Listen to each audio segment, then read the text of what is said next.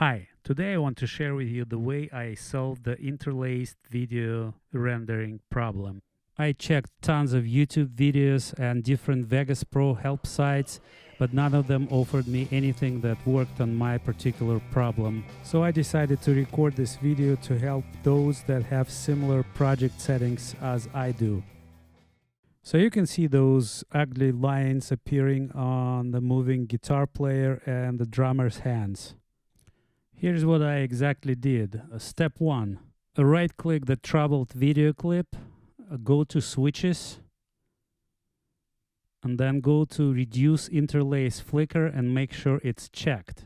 If you have more than one clip to fix, highlight them all and then do it with one right-click on the highlighted clips, so you don't have to do each one separately. Step 2. I adjusted my rendering settings with the following changes. The first one, profile, changed from main to high. Allow source to adjust frame rate box was unchecked. The field order box, instead of progressive scan, I selected upper field first. Then in code mode, render using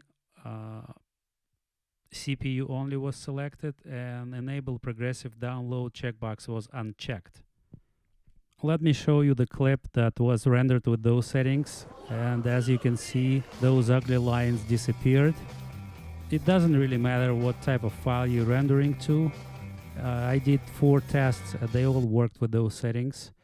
What I can recommend you, if something doesn't work here, if you use those settings that I showed you, just create a short clip and start playing with that.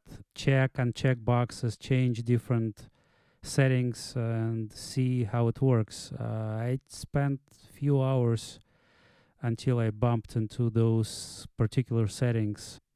I will place the link for the project I'm creating right now in the description area. If you're interested, go ahead and check on that. I hope this video was helpful. If it wasn't, good luck finding your own answers, your own settings. Bye now.